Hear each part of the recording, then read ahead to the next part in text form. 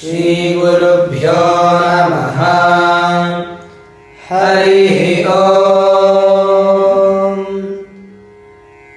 जातवेदसे सुनवामसो ममराति यतो निदहाति वेदः। स नः पर्षदति दुर्गाणि विश्वानावेव सिन्धुन्दुरितात्यग्निः।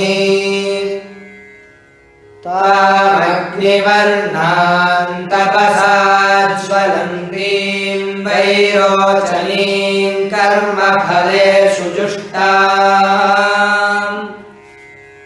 दुर्गां देवीं शरणमहं प्रपद्ये सुतरसि तरसे नमः।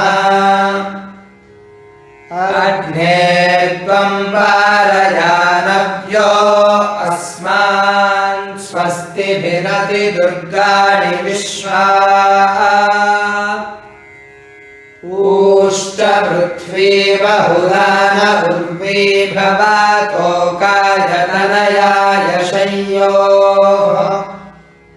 विश्वानि नो दुर्गः जातवेदः सिन्धुन्ननावादुरिताति वर्षि। अग्ने अत्रिवन्मनसा गृणानोऽस्माकं बोध्यभिता तनूनाम्। ऋतनादिकपुंसः मानमुग्रमग्निकुम्भुमेव परमात्सधस्थात्। स नः पर्षदति दुर्गाणि विश्वाक्षामद्देवो अतिदुरितात्यग्निः। प्रत्नोषि कमीड्यो अध्वरेषु सनाच्च होता नव्यश्च सत्सि। स्वाञ्चाग्ने तनुवं विप्रयस्वास्मभ्यं च सौभगमायजस्व।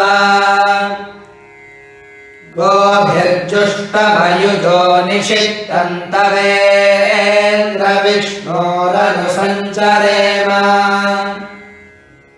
नाकस्य पृष्ठमभिसंवसानो वैष्णवीन् लोकइहमादिरन्ताम्। कात्यायनाय विद्महे कन्याकुमारि धीमहि।